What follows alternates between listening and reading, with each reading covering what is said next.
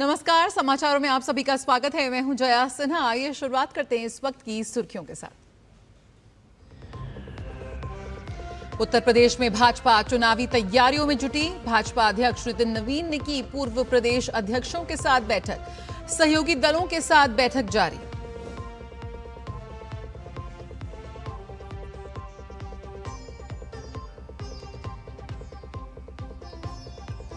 विदेश मंत्री doctor S Jaishankar आज से 10 जुलाई तक कतर, बहरीन, कुवैत और ओमान के दौरे पर। पश्चिम एशिया में जारी तनाव के बीच दौरा बेहद अहम।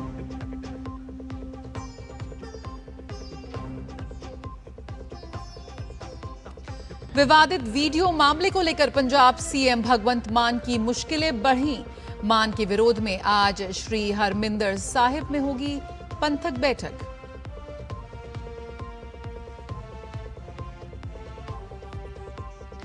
महाराष्ट्र के कई क्षेत्रों में मूसलाधार बारिश से जनजीवन अस्त व्यस्त।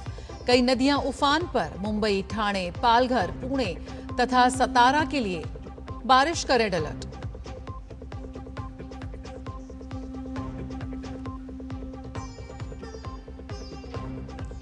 और फीफा विश्व कप के अंतिम 16 में मोरक्को की शानदार जीत। कनाडा को 3-0 से हराकर क्वार्टर फाइनल में बनाई जगह। फ्रांस ने पैराग्वे को मात देकर अंतिम 8 में किया प्रवेश।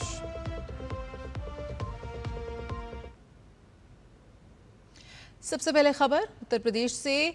भाजपा के राष्ट्रीय अध्यक्ष नितिन नवीन की अध्यक्षता में आज लखनऊ में एनडीए के सहयोगी दलों की महत्वपूर्ण बैठक हुई। इस बैठक में आगामी राजनीतिक रणनीति और संगठनात्मक समन्वय पर विचार विमर्श किया गया। बैठक में एनडीए के कई प्रमुख सहयोगी दलों के नेता शामिल हुए। उत्तर प्रदेश सरकार के मंत्री ओम प्रकाश राजभर और संजय निषाद बैठक में शामिल होने के लिए पहुंचे। वहीं मंत्री आशीष पटेल ने भी बैठक में हिस्सा लिया। राष्ट्रीय लोकदल की ओर से वरिष्ठ नेता त्रिलोक त्यागी भी पहुंचे। बैठक में एनडीए के भीतर तालमेल, आगामी चुनावी रणनीति और संगठन विस्तार को लेकर चर्चा हुई। साथ ही केंद्र और राज्य सरकार की योजनाओं को जनता तक प्रभावी तरीके से पहुंचाने पर भी जोर दिया गया। इससे पहले आज भाजपा राष्ट्रीय अध्यक्ष नितिन नवीन ने बीजेपी यूपी के पूर्व प्रदेश अध्यक्षों के साथ बैठक की। इस दौरान उन्होंने यूपी बीजेपी पूर्व प्रदेश अध्यक्षों के साथ चाय पर चर्चा की। बैठक में डिप्टी सीएम केशव प्रसाद मौर्य के साथ ही स्वतंत्र देव सिंह, महेंद्र नाथ पांडे मौजूद थे। इस दौरान नितिन नवीन ने लक्ष्मीकांत वाजपेयी, भूपेंद्र चौधरी के साथ चाय पर संवाद किया और पार्टी की रणनीति पर चर्चा की। उत्तर प्रदेश के उप मुख्यमंत्री केशव प्रसाद मौर्य ने समाजवादी पार्टी पर निशाना साधते हुए कहा कि उत्तर प्रदेश गुंडाराज, माफिया राज, दंगा, परिवारवाद नहीं चाहता, बल्कि सुशासन चाहता है, सुरक्षित रहना चाहता है। उन्होंने बीजेपी की जीत का विश्वास जताया और कहा कि 21 साल तक समाजवादी पार्टी सत्ता के इर्द गिर्द भी नहीं दिखेगी। किया है कि अगर उत्तर प्रदेश में कमल खिलेगा तो कमल की तरह प्रदेश खिलेगा और प्रदेशवासी खिलेंगे।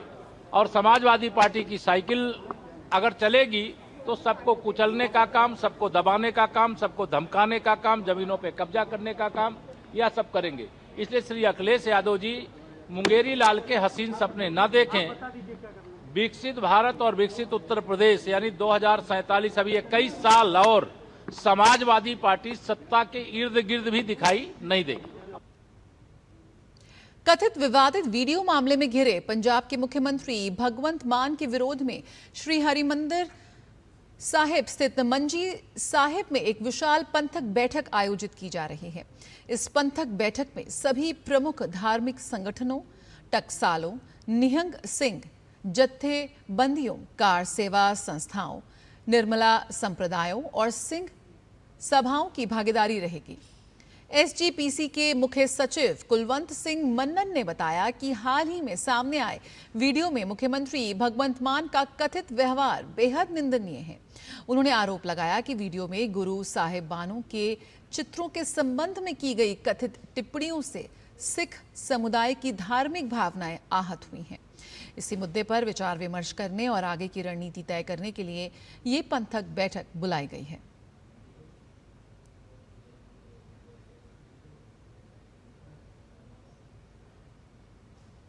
इस बीच श्री हरमिंदर साहिब में सीएम भगवंत मान की तीर्थ यात्रा योजना के कार्ड पहनकर आए श्रद्धालुओं का जोरदार विरोध किया गया।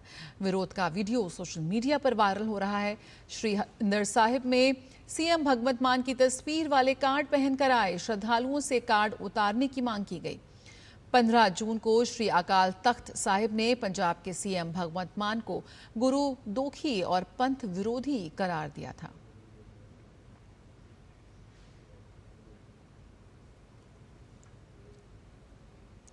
विदेश मंत्री डॉक्टर एस जयशंकर आज से 10 जुलाई तक कतर, बहरीन, कुवैत और ओमान की सरकारी यात्रा पर रहेंगे। इस दौरान डॉक्टर एस जयशंकर इन देशों के विदेश मंत्रियों और नेताओं से मुलाकात करेंगे। विदेश मंत्रालय ने कहा है कि इस यात्रा का उद्देश्य उन देशों के साथ भारत के द्विपक्षीय संबंधों को मजबूत करना और क्षेत्रीय घटनाक्रमों तथा पारस्परिक हित के मुद्दों पर विचार विमर्श करना है। ओमान के बाद डॉक्टर जयशंकर 13 जुलाई को न्यूयॉर्क में संयुक्त राष्ट्र सुरक्षा परिषद के 2028 और 29 कार्यकाल के लिए भारत का अभियान शुरू करेंगे। इसके बाद वे 14 और 15 जुलाई को ब्रसेल्स में तीसरी भारत यूरोपीय संघ व्यापार और प्रौद्योगिकी परिषद की बैठक में भाग लेंगे और यूरोपीय संघ तथा बेल्जियम के विदेश मंत्रियों के साथ बातचीत करेंगे। फ्रांस के शहर मार्सेई में केंद्रीय वित्त एवं कॉरपोरेट कार्य मंत्री निर्मला सीतारमण ने भारतीय समुदाय के लोगों को संबोधित किया। इस दौरान उन्होंने प्रवासी भारतीयों से मुलाकात कर उनसे बातचीत भी की।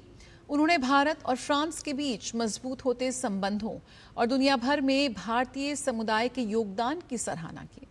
ये कार्यक्रम विदेश में रहने वाले भारतीयों के साथ संवाद बढ़ाने और भारत फ्रांस संबंधों को और मजबूत करने की दिशा में एक महत्वपूर्ण कदम माना जा रहा है।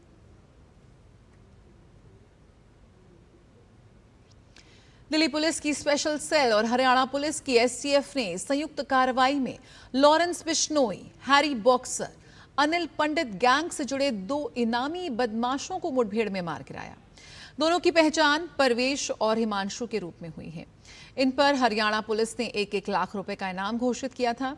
दोनों हांसी के चर्चित जिम ट्रेनर हत्याकांड समेत कई आपराधिक मामलों में शामिल थे। पुलिस के मुताबिक बहादुरगढ़ में घेराबंदी के दौरान आरोपियों ने पुलिस टीम पर फायरिंग की, जिसके जवाब में हुई कार्रवाई में दोनों घायल हो गए। अस्पताल ले जाने पर डॉक्टरों ने उन्हें मृत घोषित कर दिया। मुठभेड़ में स्पेशल सेल के कांस्टेबल अंकित भी घायल हुए हैं और उनका इलाज जारी है। और रुकेंगे एक छोटे से ब्रेक के लिए, जल्द हाजिर होते हैं।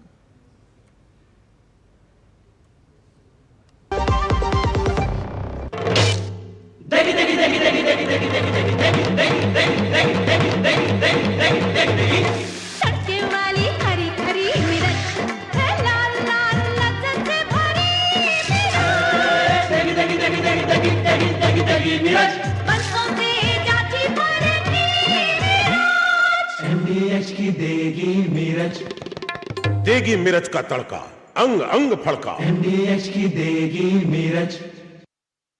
जब धरती चीर कर निकलता है लोहे का पत्थर और मिलता है मोंगिया के जोश से, फिर तपता है, पिघलता है और बनता है फौलाद। अब होता है सरिया सारी खूबियों के साथ। मोंगिया स्टील, मजबूत देश का मजबूत सरिया। ब्रेक के बाद स्वागत है।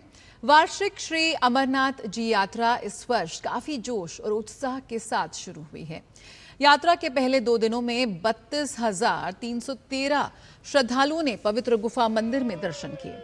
इस बीच वार्षिक यात्रा के श्रद्धालुओं का चौथा जत्था आज सुबह जम्मू के भगवती नगर यात्री निवास से कड़ी सुरक्षा व्यवस्था के बीच रवाना हुआ। इस जत्थे में 291 वाहनों में 6,731 श्रद्धालु शामिल हैं।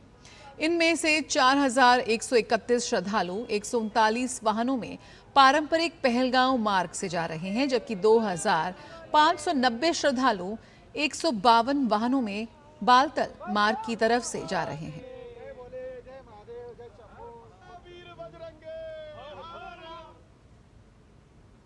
आज रामलला पर फिदायिन हमले की 21वीं बरसी है। 2005 में 5 जुलाई को अयोध्या में राम जन्मभूमि परिसर में लश्कर तैयबा के 6 आतंकवादियों ने एक बड़ा फिदायिन हमला किया था। आतंकवादी विस्फोटकों से भरी जीप से बैरिकेडिंग तोड़कर अंदर घुसे और अस्थायी राम मंदिर को उड़ाने की साजिश रची थी, लेकिन सुरक्षा बलों सीआरपीएफ ने त्वरित कार्रवाई कर सभी आतंकियों को मार गिराया था। इस मुठभेड़ में 2 स्थानीय नागरिकों की भी मौत हो गई थी और सीआरपीएफ के 7 जवान घायल हुए थे। इस मामले में जून 2019 में प्रयागराज की विशेष अदालत ने अपना फैसला सुनाया था। अदालत ने सबूतों के आधार पर साजिश रचने वाले 4 आतंकवादियों को आजीवन कारावास की सजा सुनाई थी और एक को साक्ष्य के अभाव में बरी कर दिया गया था। मौसम विज्ञान विभाग ने आज महाराष्ट्र, पश्चिम बंगाल, उड़ीसा और केरल के लिए रेड अलर्ट जारी किया है। वहीं अगले 4 दिनों तक दक्षिण पश्चिम मानसून के हरियाणा, पंजाब और राजस्थान में आगे बढ़ने के लिए हालात अनुकूल बताए गए हैं।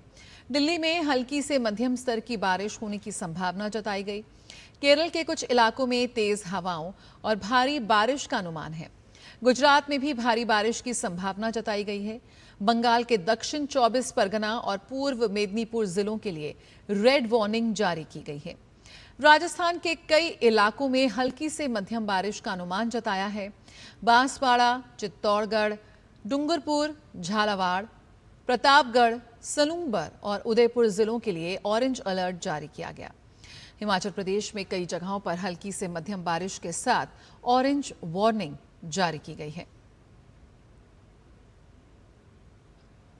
महाराष्ट्र के कई क्षेत्रों में लगातार मूसलाधार वर्षा से सामान्य जनजीवन प्रभावित है। प्रशासन हाई अलर्ट पर है। वर्षा के कारण मुंबई, ठाणे, रायगढ़ और पालघर, गोंदिया, भंडारा, धुले, नासिक और पुणे के कई हिस्से प्रभावित हुए हैं। मुंबई, ठाणे और पालघर में स्कूल बंद करने पड़े। पालघर जिले में बाढ़ जैसे हालात हैं। रायगढ़ में सावित्री, कुंडलिका और उल्हास नदियां उफान पर हैं। मौसम विभाग ने आज और कल के लिए मुंबई, ठाणे, पालघर, पुणे तथा सतारा के लिए वर्षा का रेड अलर्ट जारी किया है।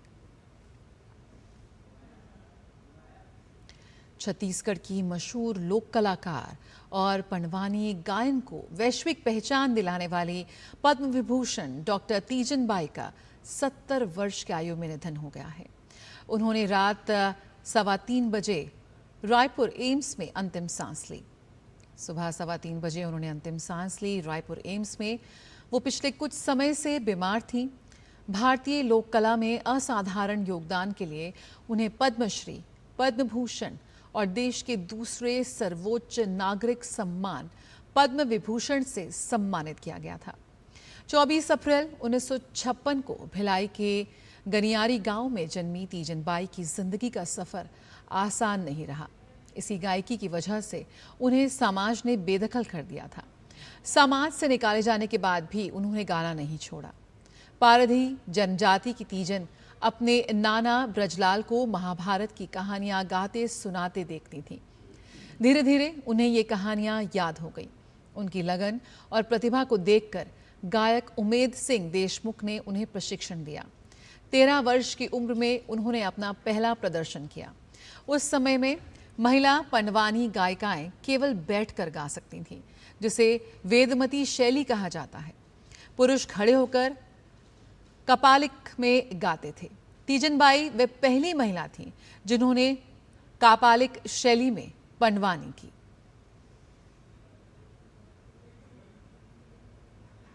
लोक कलाकार तीजन बाई के निधन पर प्रधानमंत्री नरेंद्र मोदी ने शोक व्यक्त किया है। प्रधानमंत्री मोदी ने एक्स पर लिखा, सुप्रसिद्ध पंडवानी गायिका तीजन बाई जी के निधन से अत्यंत दुख हुआ है। उन्होंने छत्तीसगढ़ की इस लोक कला को अपनी भव्य प्रस्तुति से दुनिया भर में एक विशिष्ट पहचान दिलाई। उनका जाना कला एवं संस्कृति जगत के लिए एक अपूर्णीय क्षति है। शोक की इस घड़ी में मेरी संवेदनाएं उनके परिजनों और प्रशंसकों के साथ हैं। ओम शांति।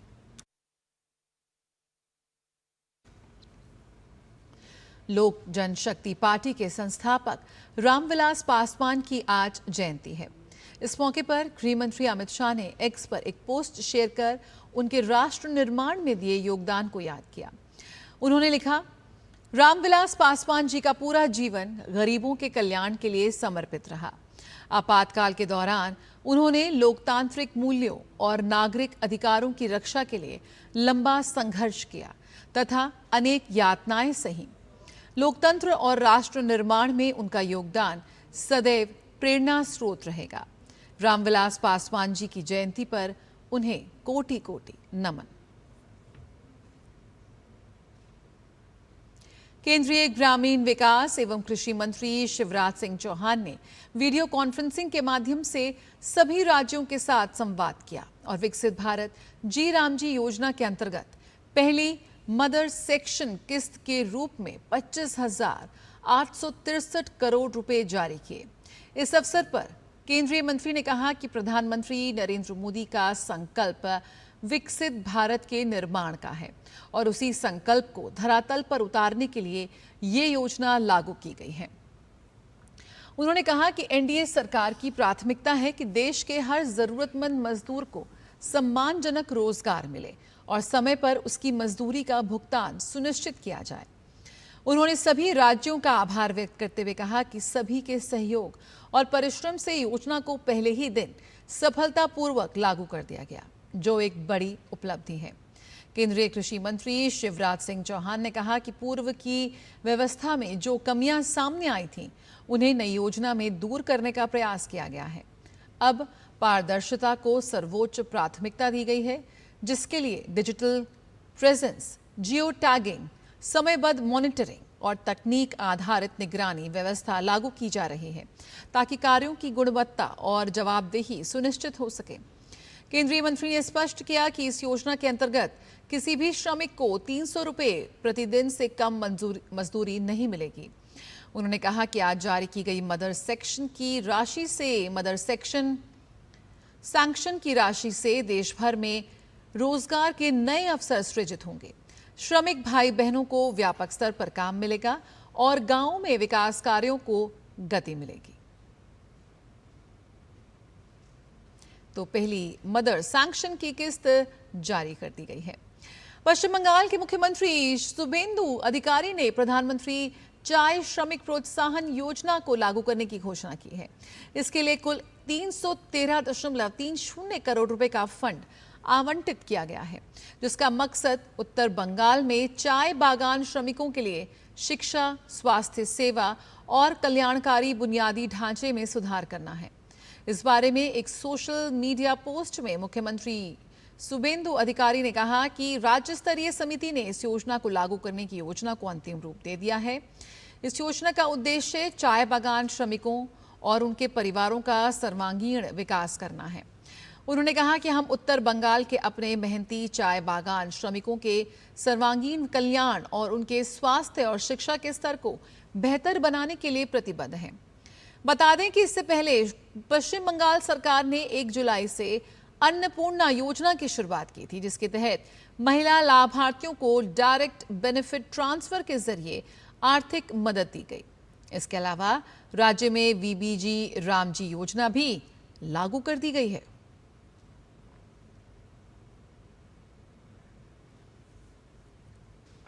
उत्तर प्रदेश सरकार में मंत्री स्वतंत्र देव सिंह ने कहा कि जनसंघ से लेकर भाजपा तक की यात्रा का एक ही मूल मंत्र है, ये कार्यकर्ता आधारित पार्टी है।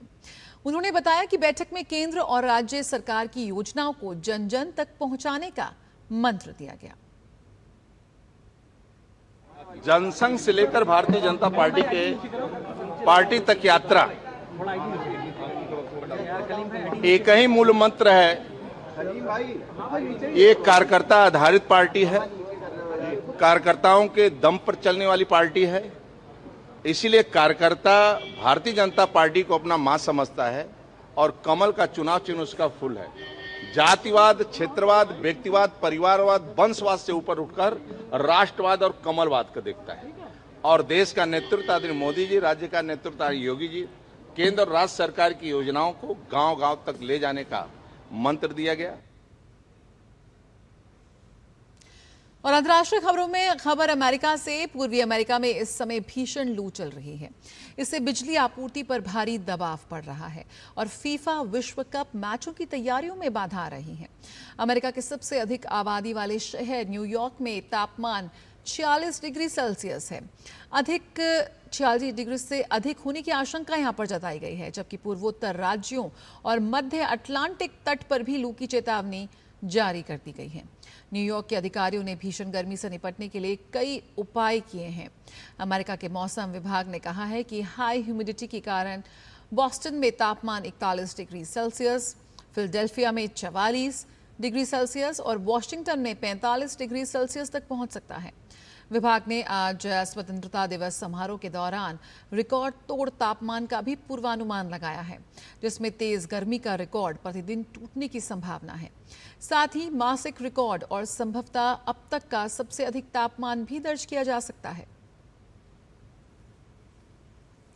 तो गर्मी से बेहाल अमेरिका। बात करेंगे फीफा विश्व कप की। तो फीफा विश्व कप के प्री क्वार्टर फाइनल में मोरक्को ने शानदार प्रदर्शन करते हुए कनाडा को 3-0 से हराकर क्वार्टर फाइनल में जगह बना ली। शुरुआत से ही आक्रामक खेल दिखाने वाली मोरक्को की टीम ने पहला गोल 50वें मिनट में कर बढ़त हासिल की। इसके बाद दूसरे हाफ में 2 और गोल दागकर मुकाबले पर पूरी तरह नियंत्रण बनाए रखा। कनाडा की टीम पूरे मैच में गोल करने का कोई प्रभावी अवसर नहीं बना सकी। मजबूत रक्षा पंक्ति और तेज जवाबी हमलों के दम पर मोरक्को ने एक तरफा जीत दर्ज की। इस जीत के साथ मोरक्को ने लगातार दूसरी बार विश्व कप के क्वार्टर फाइनल में प्रवेश किया है।